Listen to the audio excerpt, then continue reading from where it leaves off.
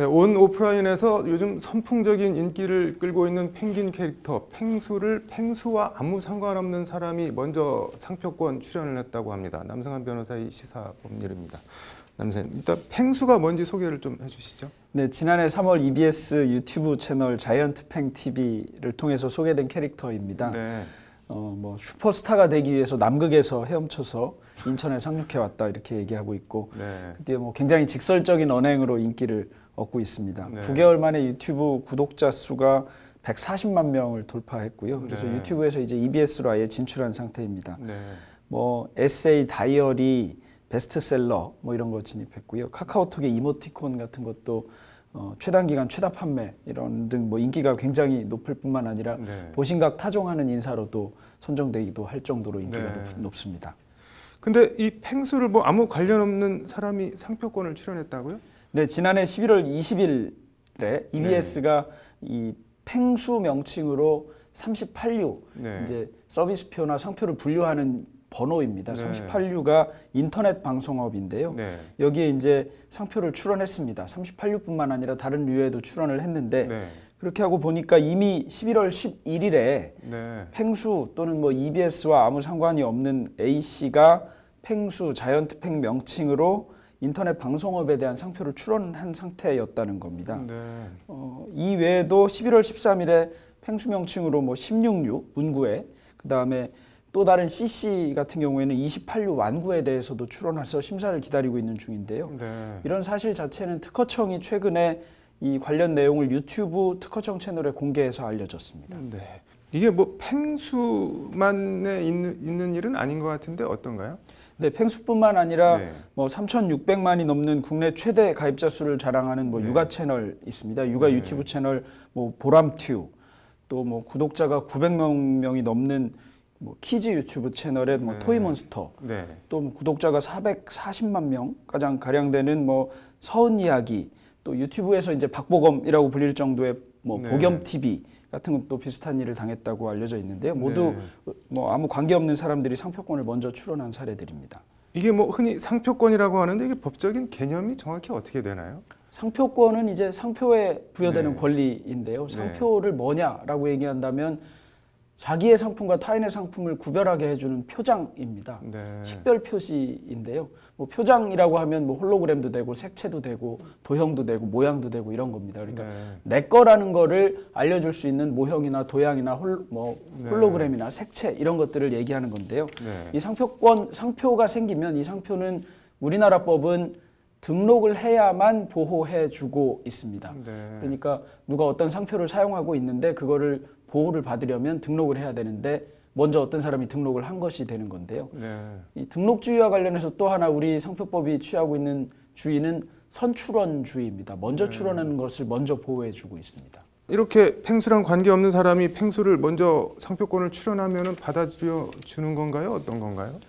선출원주의의 일종의 단점이라고 할 수 있는데요. 네. 먼저 출원한 사람이 있으면 상표가 등록이 돼버리는 수가 있습니다. 네. 근데 이렇게 되면 원래 상표의 기능이 내 상품과 타인의 상품이 혼동되는 것을 네. 방지하는 기능이지 않습니까? 네. 그런데 어떤 상품에 대해서는 그것은 누구 것 이렇게 알려져 있는 것을 엉뚱한 사람이 출연하는 것, 예를 들면 코카콜라 관련 네. 상표를 우리나라에 전혀 관련도 없는 한약 제품에서 출원한다든가 이런 것은 막아야 되거든요. 네. 그렇게 되면 소비자들이 혼란을 일으킬 수 있는 문제라서요. 네. 그래서 주지저명한 상표, 뭐 누가 보더라도 그 상표는 어떤 사람의 것이다라는 네. 것이 알려져 있는 상표 같은 경우에는 출원이 들어온다 하더라도 네. 심사관이 거절할 수 있고요. 네. 만약에 착오로 등록이 된다 하더라도 네.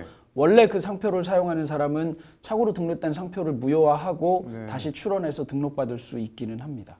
이게 그러면은 만약 엉뚱한 사람이 상표권을 출원해서 뭐 출원을 했거나 등록한 걸 모르고 뭐 아무 이의 제기도 안 하고 지나가거나 그러면 어떻게 되는 건가요? 네, 그렇게 하다 보면 상표권이 등록될 수 있습니다. 네. 그렇게 등록되는 경우에 이제 아까 말씀드린 네. 대로 원래 주지저명한 상표를 가지고 있거나 주지저명한 어떤 사람의 이름을 사용했거나 이런 경우에 네. 그 사람이 상표를 등록하기 위해서 출원하면서 먼저 출원돼서 등록된 상표를 무효화하고 네. 등록 출원하게 됩니다. 네. 이게 궁금한 게 이 펭수 상표권은 저 베일에 쌓인 저 펭수 역할을 하는 사람 건가요? 아니면은 그 채널을 개설해준 EBS 건가요? 어떻게 되는 건가요? 팽수한테 물어보면 뭐라고 얘기할지 굉장히 궁금하기는 한데요. 네. 법률적으로는 아직 이런 경우에 소유자가 누구인가에 관한 논란은 별로 없어 왔습니다. 네. 별로 없었던 이유는 제 생각으로는 당연히 그 기업의 소유라고 생각해서 그런 것이 아닌가 싶고요. 네. 유사한 지식재산권, 가장 대표적인 지적재산권인 네. 특허의 경우에는 회사에서 근무하면서 발명을 하는 경우가 있는데 이 경우에 발명자가 누구인지는 기재를 하고 네. 특허권은 회사가 가집니다. 직무발명이라고 하는데요. 네. 그러니까 일종의 직무발명 유사한 직무와 관련돼서 생긴 상표권이니까 회사가 가져야 하는 것이 맞지 않나 이런 생각이 들기는 합니다만 네. 뭐 명확한 논의가 있었던 것 같지는 않습니다. 어찌 보면 네. 조금 당연하다고 생각해서 그런 것 같기도 하고요. 이게 뭐 마지막으로 상표권 관련 주의할 점이나 뭐 이것만은 꼭 알아야 된다 뭐 이런 게 있다면 어떤 게 있을까요? 상표권은 사실 누구나 등록하고 출원할 수 있습니다. 자기가 네. 상표를 만든다면. 그런데 아까 말씀드린 대로 선출원주의가 적용되기 때문에 네. 먼저 출원하는 사람에게 우선권이 부여됩니다. 동일한 상표를 그럴 일은 사실은 별로 없겠지만 네.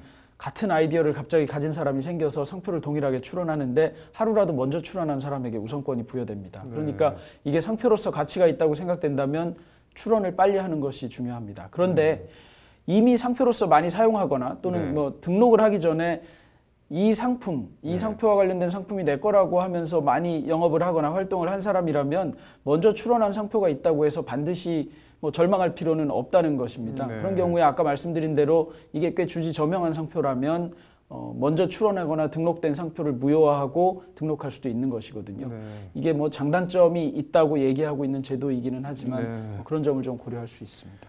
아무튼 세상엔 참 다양한 방식으로 묻어가려는 사람들이 참 많은 것 같네요. 오늘 잘 들었습니다.